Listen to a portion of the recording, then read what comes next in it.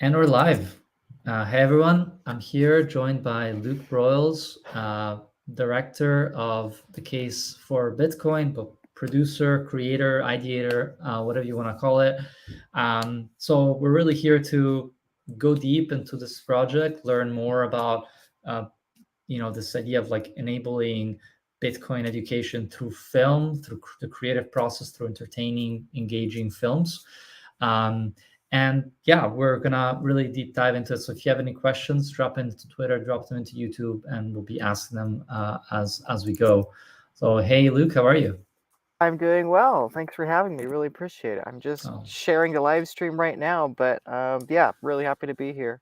So, fantastic. uh, Well, how we usually start off is just really learning more about you, about how you started in your orange pilling journey, what brought you to Bitcoin in the first place. So if you want to give us a little bit of a glimpse into that, would be great. yeah, sure. Happy to do that. Let's see. So, my background actually is in the film world. Let's see if I can get back to seeing you. There we go. Yeah, so my background actually is in the film world. I've always been fascinated with doing things and making things, building things. I love building stuff. And so, really, for many years, I enjoyed making film projects. I still do like making film projects. I did documentaries, feature documentaries, feature narratives, feature films, short films, quite a variety. I had plenty of opportunity there.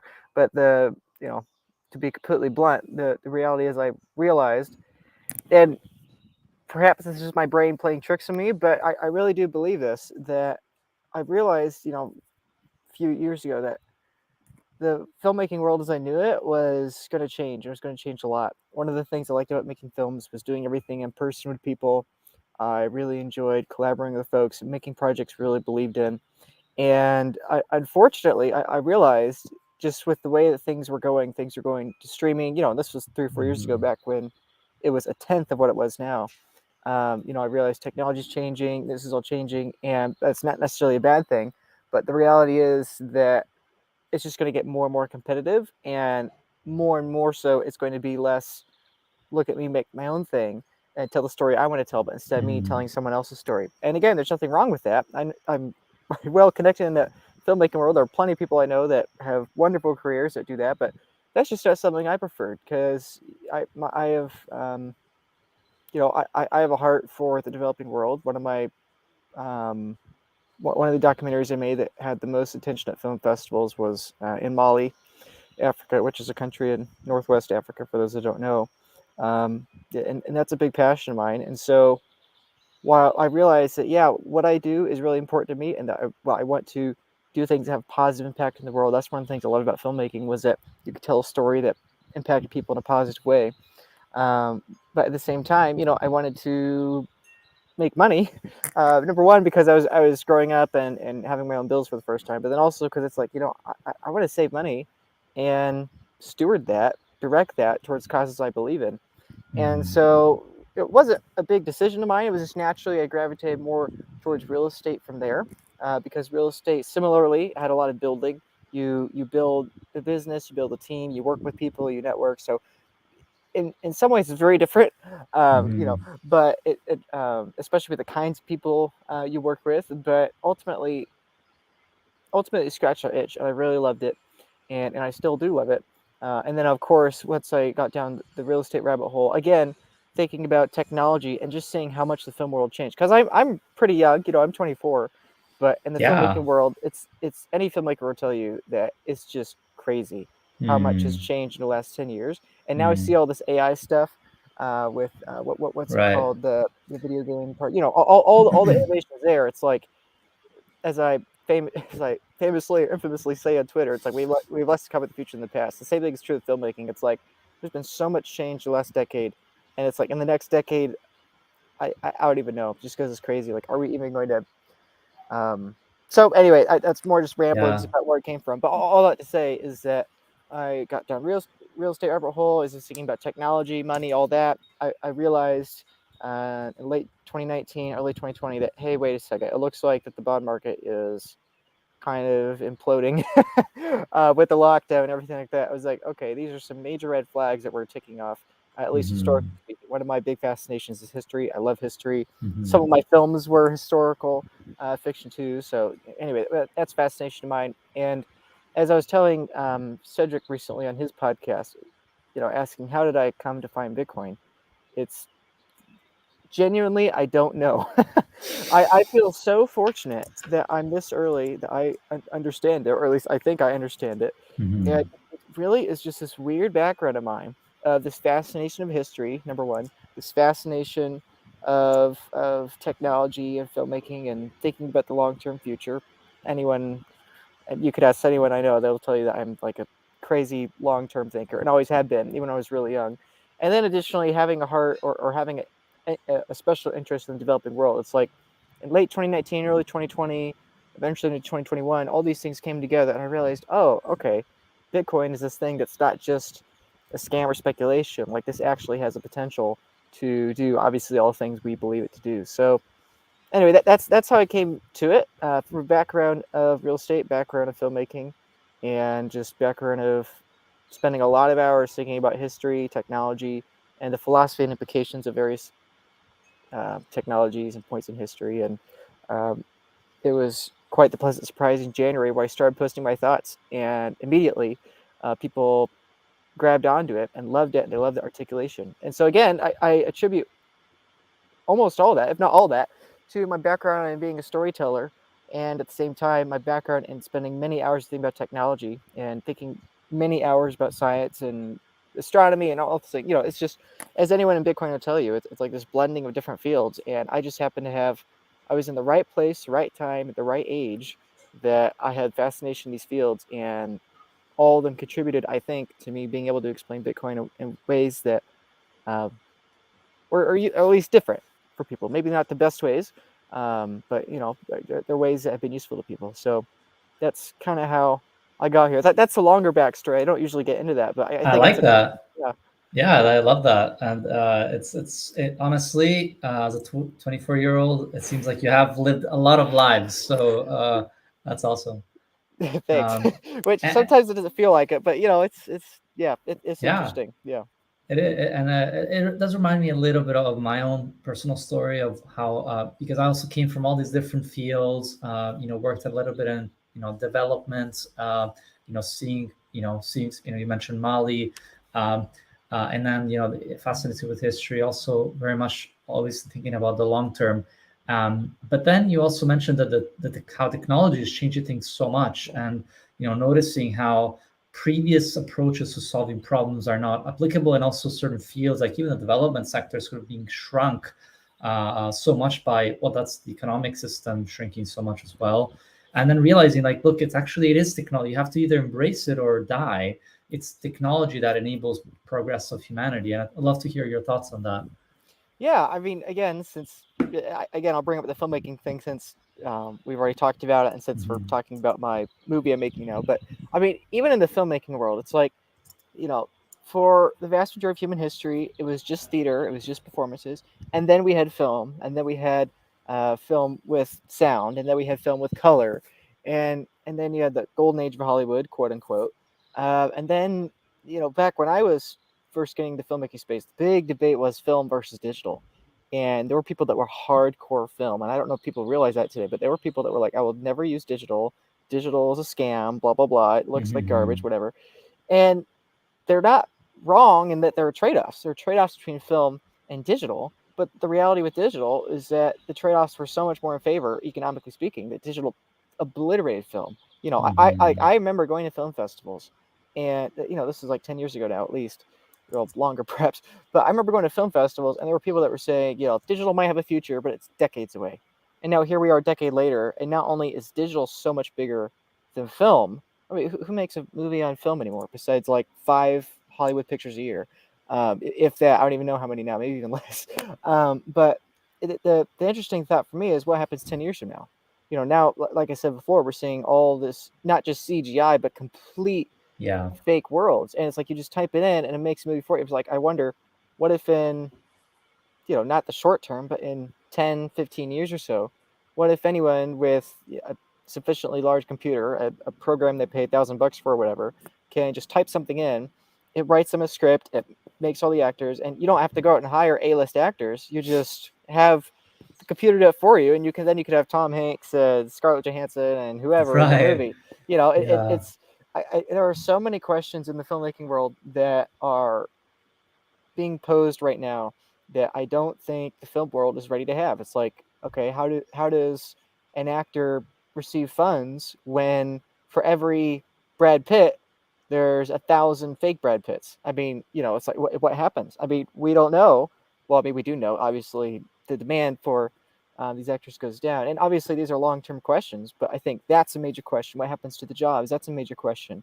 What happens to the people watching these films? Will people even have the attention span for feature films in the future, or will it all be short films, or will it all be miniseries? I mean, anyway, I'm kind of going on a monologue there, No, but this is super interesting. yeah, but you know, pulling that over not just from the filmmaking world, but every other industry, it's like that's the case, and I think that's what people. Um, I think that's why it's so important to emphasize the rate of technology, both in Mm. explaining Bitcoin, but also for people just in general, because I mean, I don't think people realize how quick things are about to get, and they're already really fast. And I think probably they'll just get faster, at least for the foreseeable future, for the next few decades. And there's major shifts that are going to occur. And this idea, um, this idea that someone can go out into the workforce and be at the same job for 30, 40 years, I think that's gone. Mm. And I think the older generations, you know, people in their 50s, 60s, and 70s, I think they attribute a lot of that to shorter attention spans for our generation, you and me. And I think that's very true.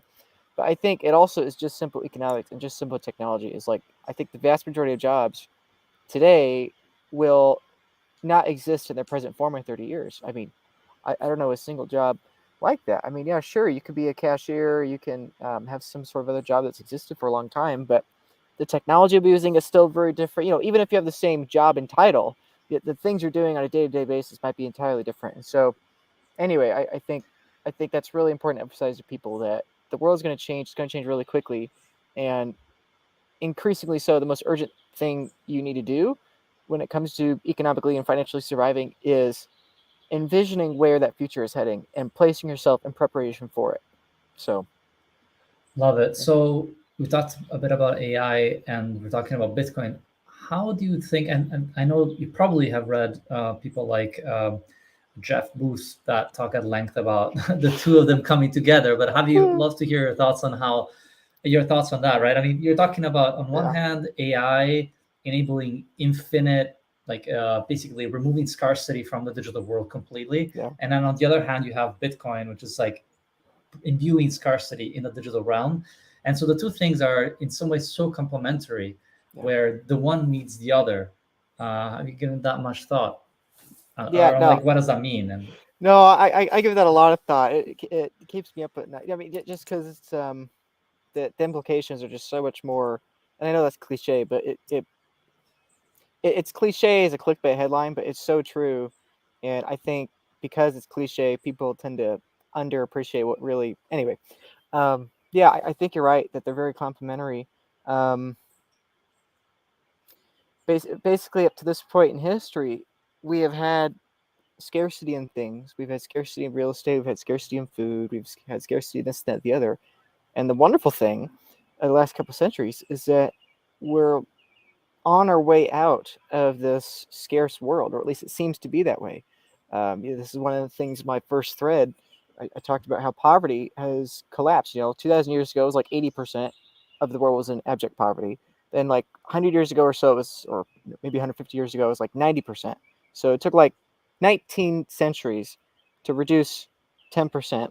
And the last 150 years or so, it's collapsed down to like 10%. And the vast majority of that, or in fact, all of that 10%, is not from a lack of food production. It's just that those people are stuck in places with war or tyranny. So, I mean, it's like arguably you can already say that when it comes to food, the scarcity problem is already gone.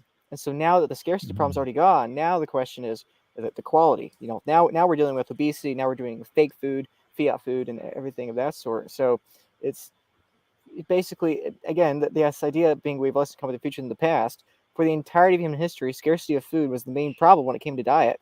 But now, for the first time, the main problem is not scarcity. The main problem is overabundance. The main problem is a lack of quality. And so using that as an example of something that's already happened, and it makes sense that that was one of the first things, because food is one of the most essential things we need to survive.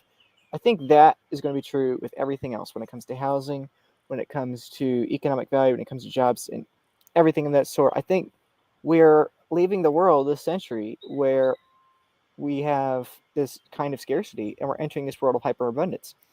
And there are negatives to that. And people like to sometimes paint a utopia, or even think I'm painting a utopia. There are negatives to that. And actually, this is something I haven't said online too much, but my first thread that I posted in January that went that blew up same day, I actually made it because I was over at a friend's house in January. We were watching some movies or whatever, and we got on YouTube. We just started watching YouTube videos. One of the YouTube videos we watched talked about automation, and after it, the automation, AI, everything of that sort. And afterwards, they were just depressed, and I was excited. And I think most people, when they have these ideas of AI and automation, they have that stress, they have that depression, they have that anxiety.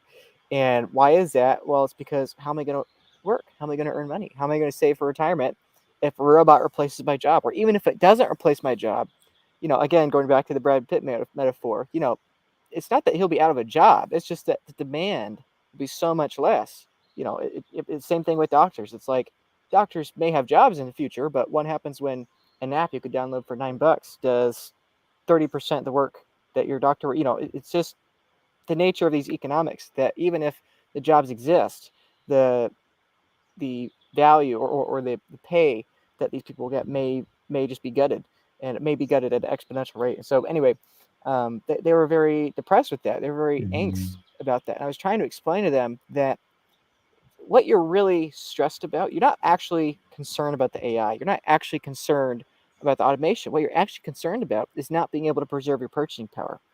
Because what happens when you save in money that stays flat in its value or goes down over time, like fiat we have now, and the robot takes away your job? Will you become a slave to the AI? That's what happens. And that's what most people fear. And so the only solution you can have to that is having a form of money that doesn't do that. You can't have abundant money in a world of abundant stuff. You need to have a scarce money in a world of abundant stuff. And so that's long story short. And I know this is very similar to Jeff Booth's idea. I was very fortunate to meet him very briefly. We talked for an hour or maybe hour and a half or so in Miami when I was down there. And Jeff and I don't agree on everything, but when it comes to this, we're full agreement with that. And he's been a huge inspiration of mine. And I think that he is one of the top Bitcoiners newbies should listen to, just because he articulates so well. But all that to say is that was one of the main inspirations for my first thread, was articulating this transition and explaining to people that it seems probable to me and many other smart people, unless we're all complete idiots, that we're leaving the world where things are scarce and money is abundant to where money is scarce and everything's abundant. And it will become exponentially more difficult to earn an income in the future, but that should theoretically be offset by the kind of value that savings has. So maybe you make significantly less as an income and you need to work therefore significantly less hours, so actually you have more free time, so it's a net good thing. But you're saving in a money that actually preserves its purchasing power, and where the productivity gains of that society is flowing back to the money. So that's fun. And also, to add another thing, because AI and technology makes products so much better, more efficiently, actually drops prices.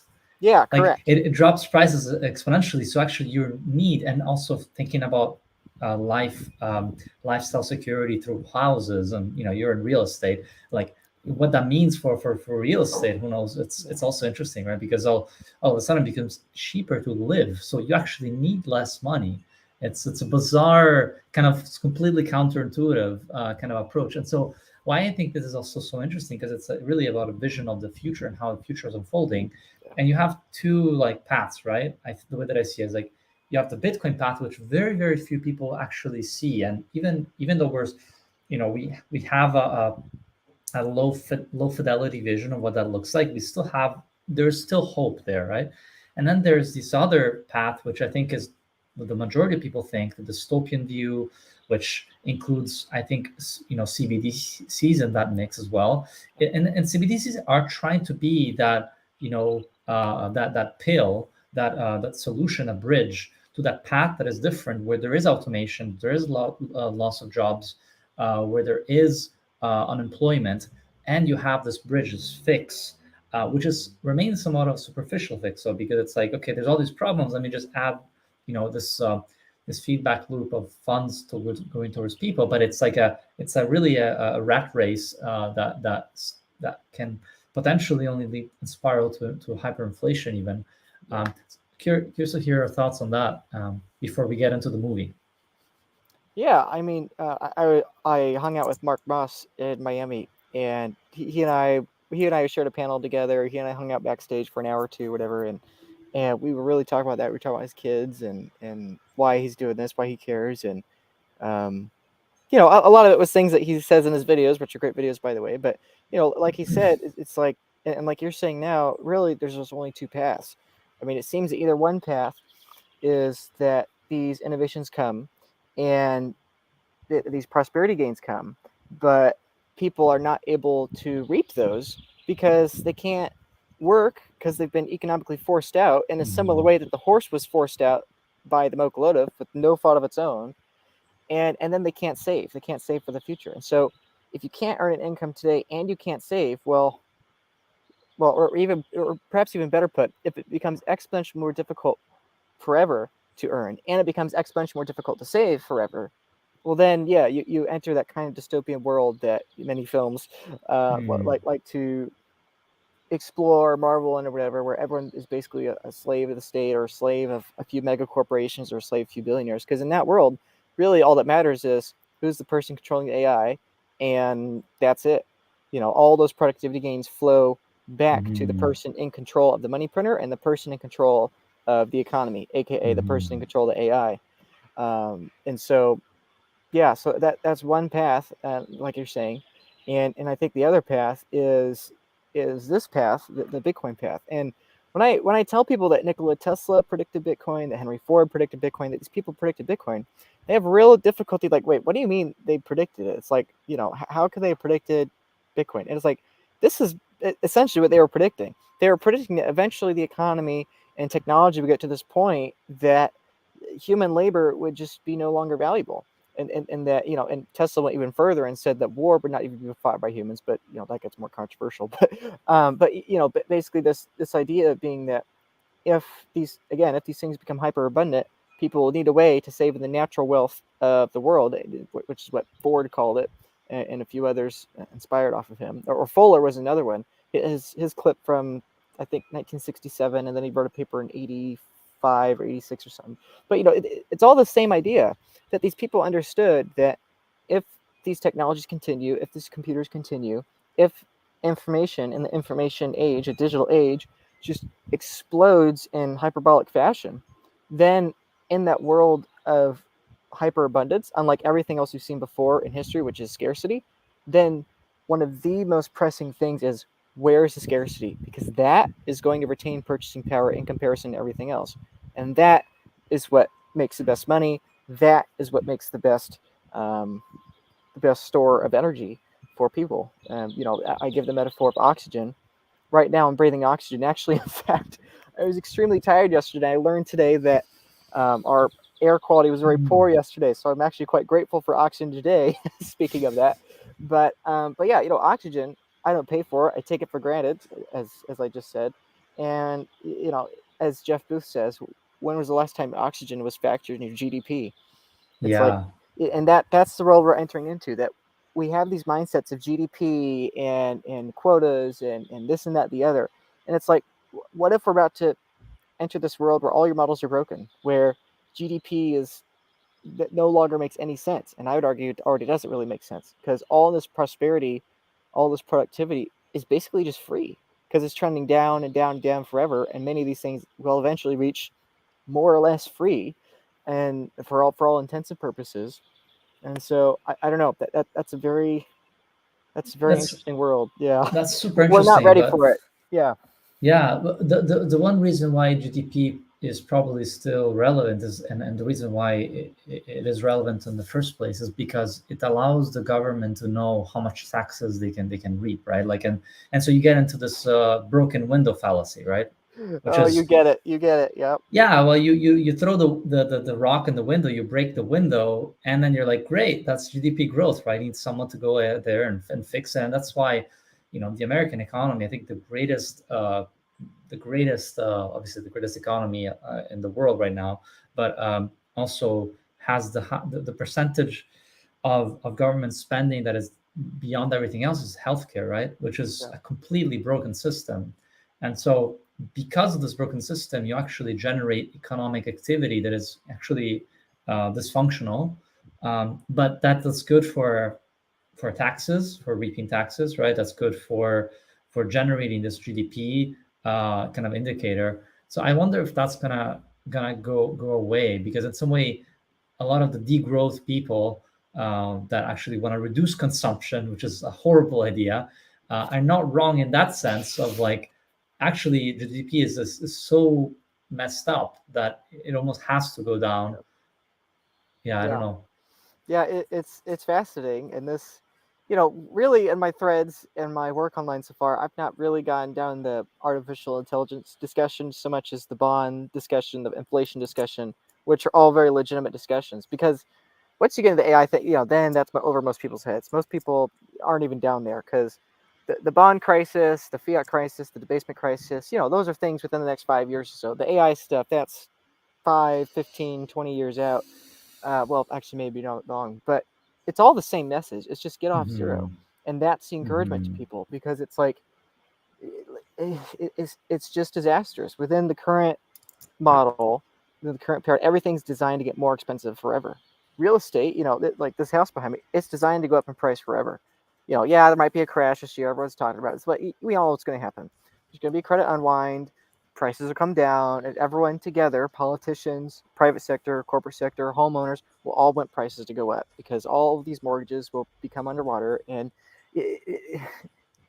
all this fiat money, all these political currency units are designed to debase. They're designed to go down in value forever. And so, anyway, I'm glad we're having this AI discussion, because that's really, that discussion is probably a bigger deal than the hyperinflation discussion. It's probably a bigger deal than the debasement discussion. It's probably a bigger deal than the bond discussion or the banking crisis discussion.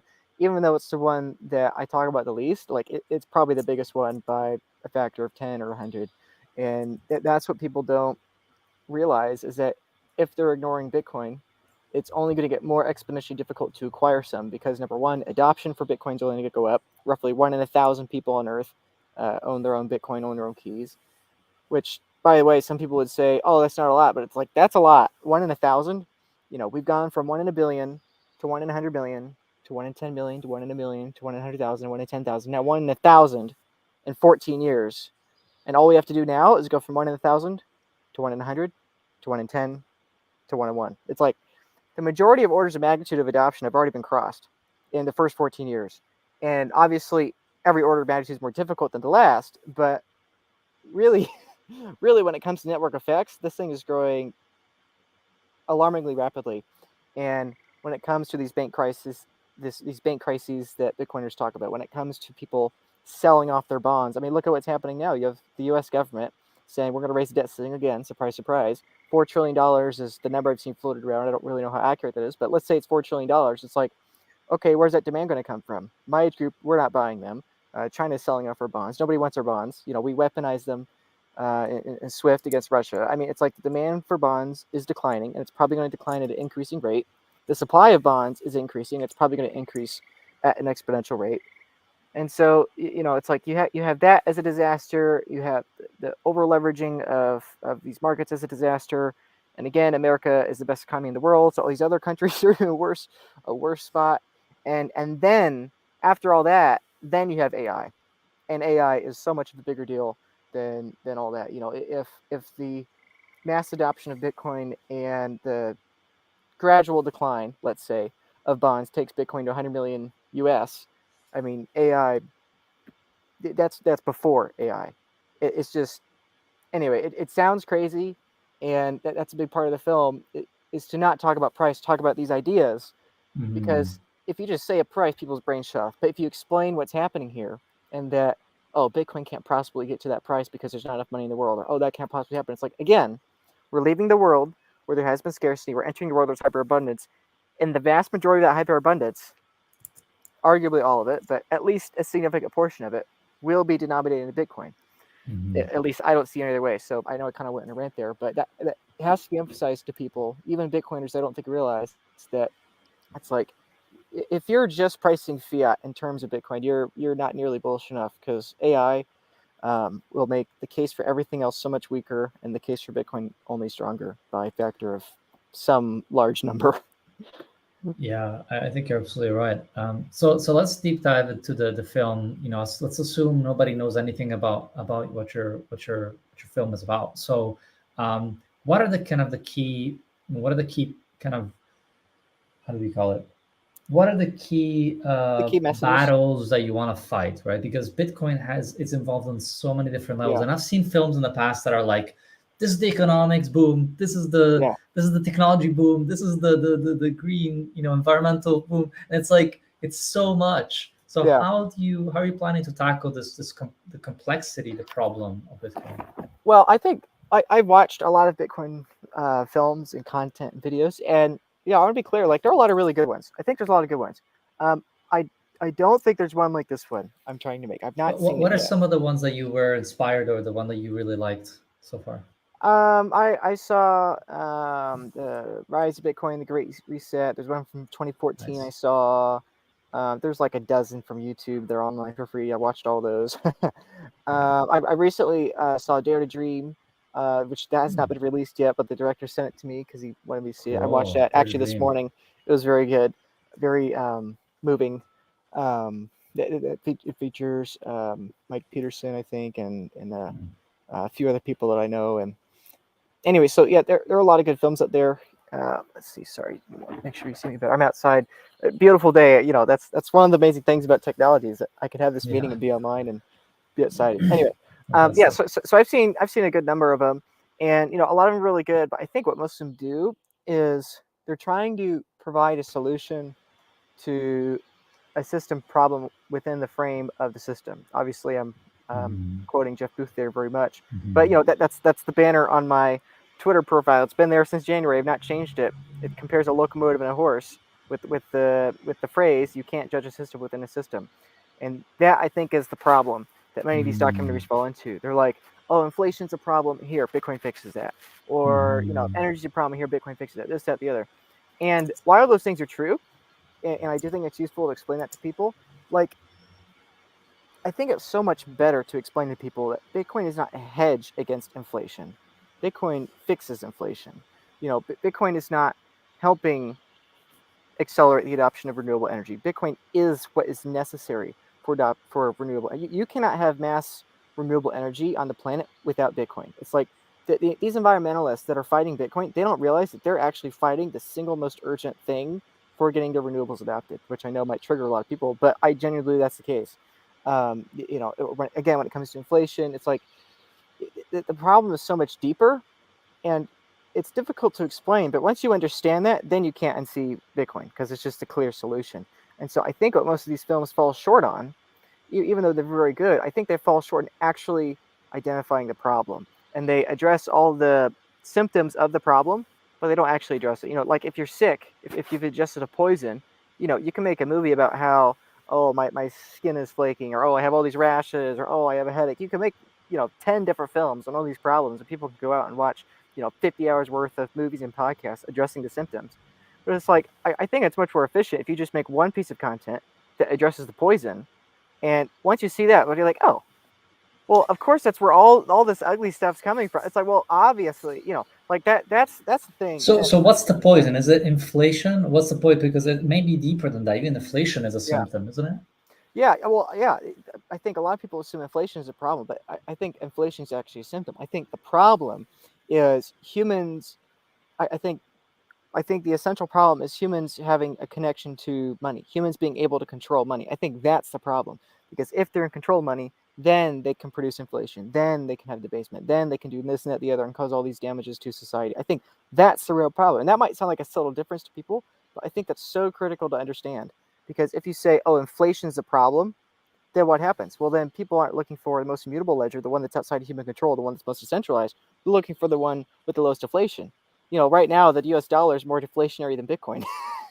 And clearly that's not the solution. But if you say inflation's the problem, well, then the US dollar looks like the solution, or Ethereum looks like the solution, or whatever looks like the solution. But the real problem is having humans have the ability to distort the money. That's the real problem. And I think when you understand that as the problem, then historical examples of empires rising and falling, then understanding why healthcare is so corrupted, why college tuition is skyrocketing, why houses keep going up in value, becoming more and more unaffordable housing for people, then I think these things become clear. It's like, oh, well, all these things are becoming more distorted from reality because fundamentally we're distorting the money from reality. And you can't fix these other problems. I was with a friend recently. I have a family member and her and some friends and I, they were saying like, I think what you're doing is great, Luke, about wanting to fix the money, but I think we need something bigger than fixing the money. We want like a societal thing because healthcare and this and the other. And I tried explaining to her that, exactly what I'm saying here, that, if you want to fix the incentives of healthcare, of food production, of religion, of people preferring shorter term things, with speculations, all these things that are in decline over the last 30, 40, 50 years. As I said repeatedly on Preston Fish's podcast, I think that's been my most viewed podcast appearance to date, Preston's show. I've got more compliments on that show than any other. I just went chart after chart after chart, talking about the direct correlation here, that as we misalign incentives of our money, as we apply our distorted, corrupted human hearts to the fundamental base layer of communicating value in society, which is money, well, then of course everything atop that is going to happen. If you, and I often get criticism for bringing up my faith, but I do talk about it because I do think it's essential for the larger idea here. You don't have to be a Christian to agree with it, but the Christian worldview, and I think a big reason why Christians are globbing onto Bitcoin so quickly is that Christians have already accepted that, oh yeah, all humans are corrupt, everyone's corrupt, nobody's perfect. Well, it's like, if you already have that pre-context, then it's really easy to go one step further and say, well, then if you have money being control of humans, it's a 100% certain guarantee that they'll eventually corrupt the money. And when that happens, you corrupt the incentives and everything else begins to unravel. And so, I think making a movie that really addresses that as the fundamental problem of humans being controlled, that, and giving numerous examples to that, not just the charts, not just the visuals, but also explaining it eloquently to where they have this entire reframing of history.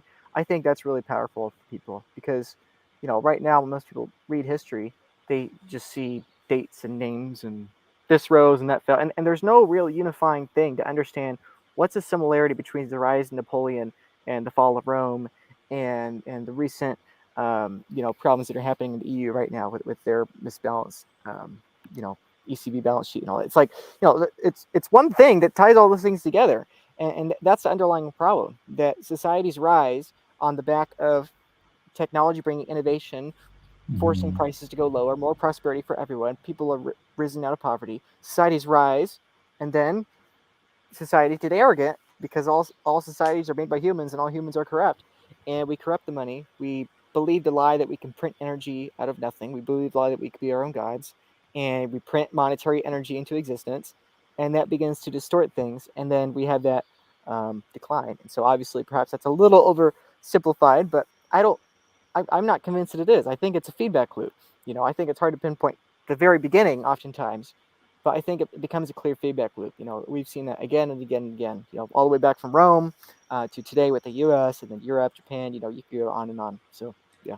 Super cool. So you're planning to chart the historical kind of monetary paradigms in different civilizations. Is that right? Kind of looking Yeah. at these, Rome. Yeah. So I don't know if we could pull up the Geyser page. I don't know. Can we do that or not? Yeah. If not, that's you want okay. to do that, or do you want me to do Yeah, that? sure. Yeah, you can do that. Okay. Because I outline it on there, so people know what I'm attempting to do here. There we go. Wow, you're fast. Okay, great. Yeah, so this is the Geyser page for the film. As it says, it's a low time, perfect feature-length Bitcoin movie with hopefully a quality that's applicable and engaging to a wide audience. I've gotten the critique thus far. Well, people won't be willing to watch a feature film. It's like, yeah, probably there are many people that would not be willing to watch a feature film. They prefer shorts, and I do plan on making shorts, but obviously they're not nearly the size endeavor this is. But the reality is, people are much more willing to watch a single feature film versus 10 hours of podcasts or 5 books or whatever. So Anyway, if you scroll down a little further, down. Where is it? It's outlined there.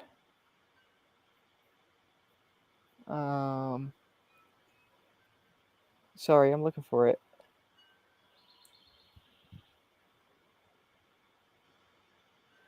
Oh, there we go.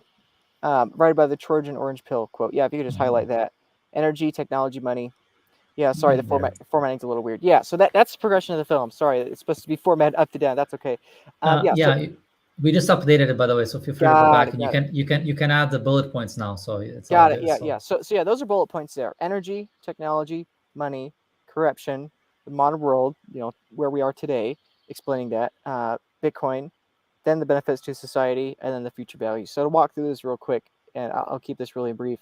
I made an hour-long, I posted an hour-long video on my YouTube channel breaking down these points thoroughly in a single take, me just rambling on about them. So if someone was curious to hear more about what the film's going to outline, that's where you can go to find it on my YouTube channel. It's just Luke Broyles.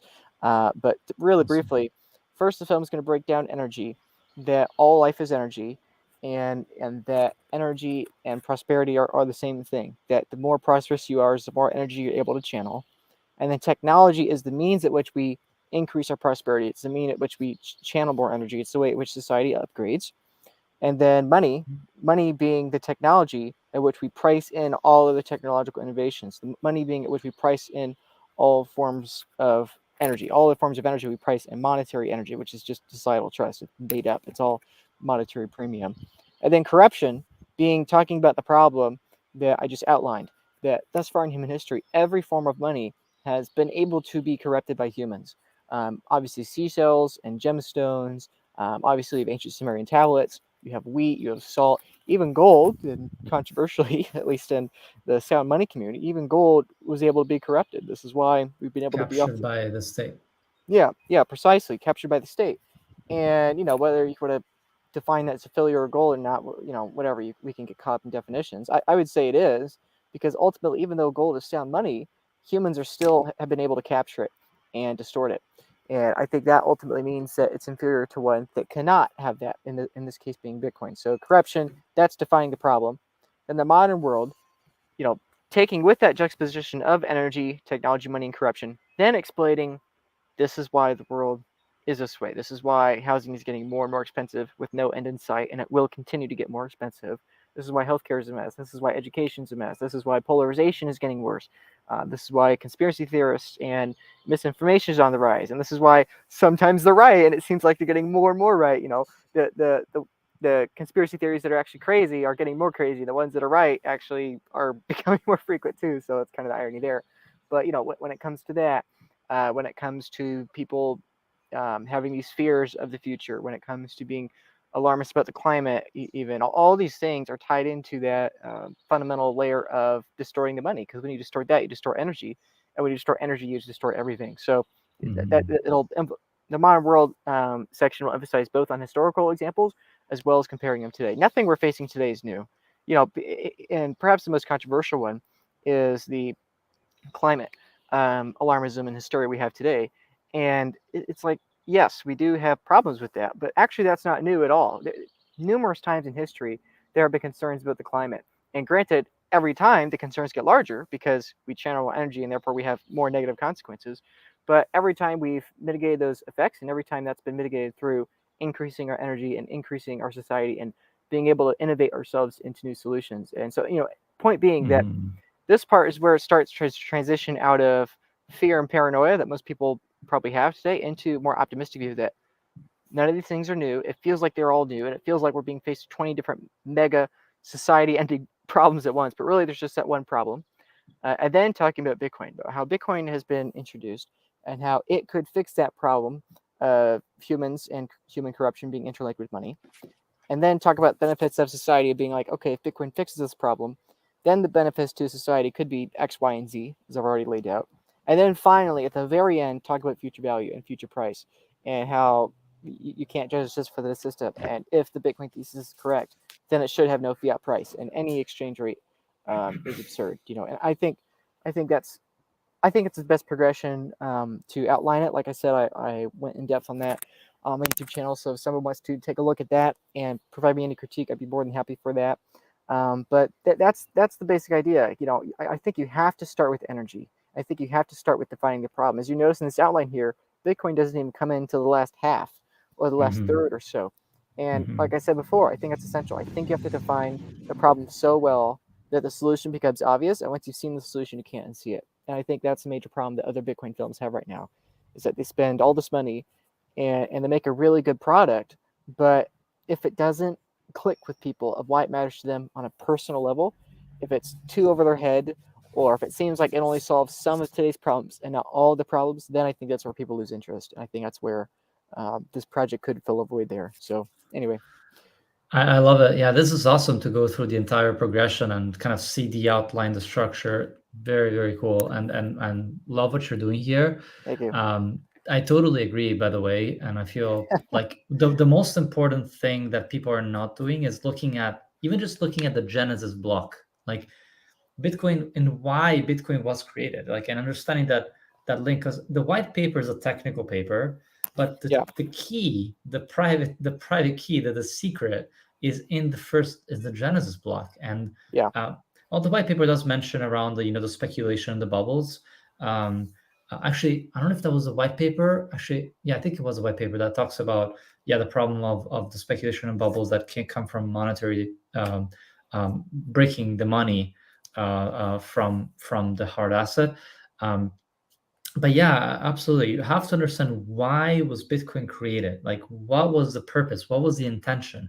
And the intention was directly linked to the problem and the exacerbation of the problem with the financial crisis. Like, no wonder Satoshi probably had the idea before that, and then really time-stamped it with the 2008 the chancellor and second bill of the banks to say this happened, like, we're going to launch this because of this, right? and and Yeah. that and that's it. Like, it's already a movie in itself. But yeah, you're absolutely right. Yeah. This, like, I don't think anyone's done that, like, to the max, and it's amazing. And look, every movie as well, that it has an incredible contribution, and you've been able to and we've been able to learn from them and improve it as we go. But yeah, really bullish. This is going to be really fun to watch. Thank you. Appreciate it. Yeah. Yeah. And that's one of the things that I'm going to emphasize in the film too, about how, this isn't just some, small niche group of weirdos that are championing a flag that is probably not going to win. But, it's like, if this is correct and that this fixes the incentive structure, then it's inevitable. And that's my concern personally for people, is that it'll never be too late to adopt Bitcoin. But if the thesis is correct, people will begin adopting it and they don't even realize why they're adopting it, because the incentive is so high. In the same way that most of these email and internet, we don't really know what we're doing. We just use it. Mhm. That's what I think will be happening when it comes to Bitcoin in a few years. We're the small group of people that actually understand what's happening before it happens. And when this momentum gets going, in the similar way that the momentum of a locomotive gets going, it just becomes harder and harder to stop. And I think helping people understand this before that occurs and help them escape the increasing control of the old paradigm, I think is going to be really, really urgent for people, especially those in the developing world. So, yeah. Awesome, man. Do you want to tell us a little about the rewards? Because you Yeah, you yeah. have received quite a lot of traction here, so I'd love to hear. Yeah, no, I'm very grateful. One of the things I've emphasized repeatedly is I'm wanting to make this really efficiently. Like, it's going to be very simple. People have volunteered a lot of their time. People have been very nice to offer their support.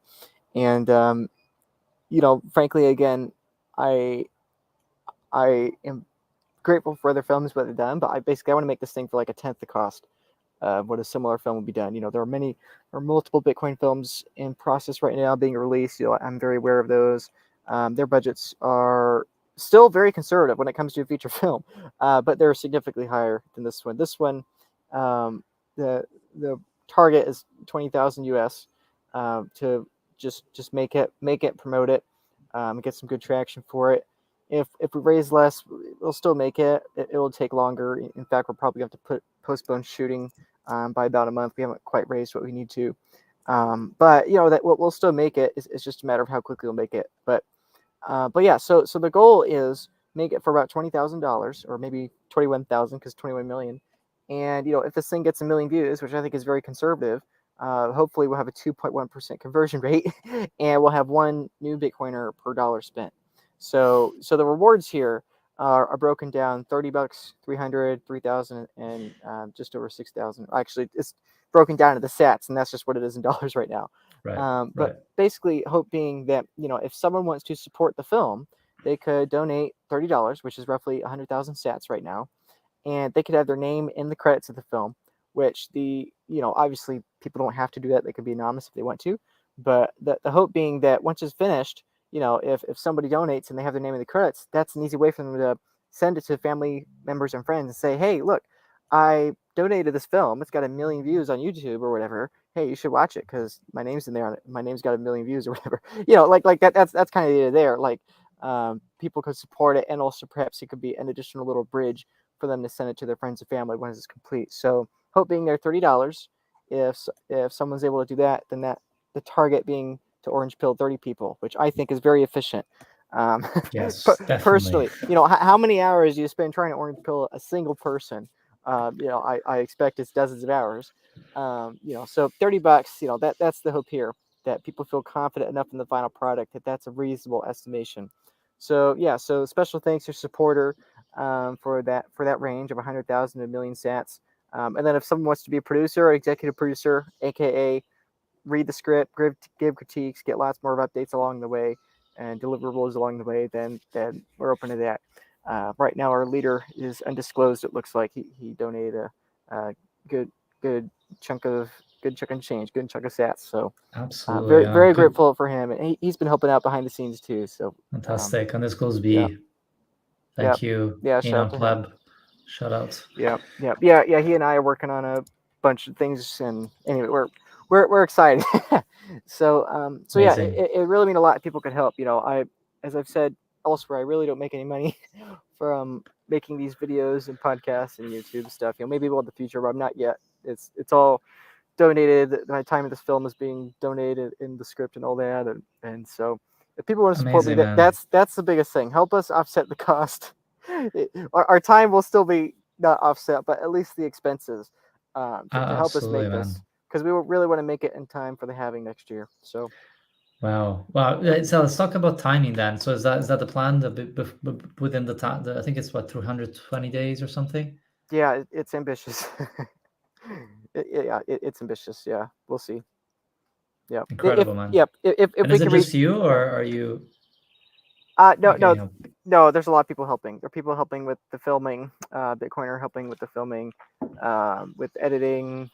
Really, our big needs right now are music composition, graphic design for post production, editing, um, and then distribution. But that's down the line. We may not even distribute it because there's not much money there. Anyway, we'll see. But yeah, those are the main things. The script, like I said, I'm volunteering that. I'm doing all that myself, and getting feedback from some people along the way. And then production, that's relatively small. The large costs there are just equipment. But as far as time, this could be a lot of editing and a lot of intense work in post production. Because again, the goal is for it to be visually engaging, and for it to be visually engaging, you really need to put the work in to editing it. So Incredible. I really believe in the power of films to thank you. change culture, to change people's perception of Yeah. things. I think one movie that really shaped me when I was younger in university was Zeitgeist. I don't know if you've seen that one. And No, well, actually, maybe I did a long time ago, but yeah, not. Yeah. so the crazy thing about that film is that it was a film about how the world is broken, how the money is broken. It's like it's said I think they made even 3 or 4 films after, but the first one just went completely viral because it was the first sort of indie film, kind of documentary style about the problem.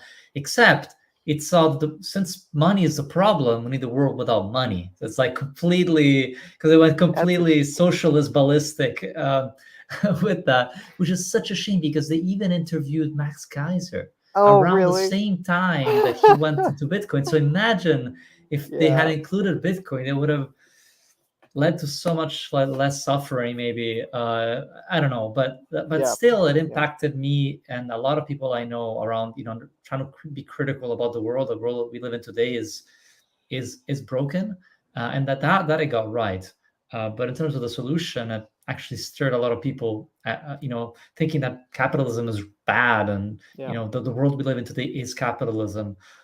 So a lot of, but yeah, it Yeah. was really powerful. Yeah. Well, yeah, that's fascinating, and that gets back to a political discussion today. About how what happens when you corrupt the money, you get this rise of communism, larger government, socialism. That's what we're seeing now, in the U.S. and abroad. And yeah, the funny thing is that that vision of a Marxist utopia. Mhm. What's the fundamental problem in that idea? It's like, well, if you give humans absolute power, they will distort that power. They will corrupt that power. Mhm. If humans were benign, didn't have any evil, then yeah, sure, communism would work. But that's not how it works, because you can't trust humans. You can't, So anyway, the irony there, the great irony in that, is that via the free markets and via capitalism and via Bitcoin, we could achieve that kind of utopia, quote unquote, extreme large grain of salt, that these people are trying to envision. Because it's like, what if, with like we were saying earlier, what if in Bitcoin we have this world of hyperabundance, and the need for money actually goes down more and more, because there's so much of everything, and everything becomes increasingly free, or at least closer to free. That's kind of the vision of a Marxist utopia, except instead of enslaving everyone and corrupting the world and stealing everything, destroying property rights, and horrible amounts of evil in the name of the state. It's just free markets, and it's just technology driving us that way. So anyway, that's a I probably won't get into that with the film, but that's just something of personal interest in mine. I find it fascinating that, um, you know, as humans, we all, like, both the free market people and the socialist people, really we all have that kind of same vision, that we're trying to make the world a better place. Obviously, I think Mhm. the socialist argument is justifying evil in the name of making the world a better place, and oftentimes those Mhm. incentives aren't even pure, especially by those that are most loud about that, perhaps. But it's interesting, because I think that's one of the beautiful things about Bitcoin, that it really reduces so much of the polarization, because it helps everyone get on the same page of, oh wait, the solution is not, um, the solution is not these things that we're trying to do. The solution is letting innovation freely flow, letting energy freely flow, and find the longest dominant proof of work time chain to denominate all those prosperity gains into. So, yeah, Agreed. I think yeah, that leads to what you were saying, like what is the key problem? And I agree that yes, breaking money is the key problem. But I think the other, if there is another, but this idea that that technology is actually bad, right? Going back to our initial discussion, that actually yeah, technology is what enables that increased productivity, and that everything we have today, all the wealth is due to what the energy gains due to technology, and you can't fight it, and that there's something sort of inevitable about it, and that is yeah, good for humanity. It's a yeah, hard one, because yeah, again, going back to the AI, we have to fix it, and we need to regulate it, and we need yeah, to, or maybe, yeah. Well, yeah, I appreciate this very much. I don't know if you have anything else you wanted to talk about, but that's me. That's the movie. If people were willing to support it, it would really mean a lot. absolutely, man. And so Large or yeah, small, where yeah, people can yeah. find you, obviously on Twitter, any other place that you want to send people to? Yeah. The big help is Geyser, of course. Just helping with the film. Just because obviously this film is just one of many, but I think that has a good chance of expanding adoption and education, and being a good resource to point people to. So yeah, they can find me on Twitter and YouTube, of course. But yeah, supporting the film, just $30, even if just 5%, 1 in 20 or so of my supporters online were able to give $30, and in themselves orange pill 30 people, then hopefully that would be very helpful at making it possible. So Amazing. Looking forward to this being the film that I send out to people whenever they ask about Bitcoin. Just had another friend last week asking, which movies should I watch? And yeah, give them a lot, quite a few good movies I've seen, but I love to just give them one movie that will just orange pill them yeah, hands down. Yeah. Well, Luke, thank you so much for your time. Appreciate it. Again, look forward to seeing what's next. So let's keep this up, and maybe in a year, whenever it's out, we'll have another one. Great. Thank you very much. Awesome. Awesome. So it's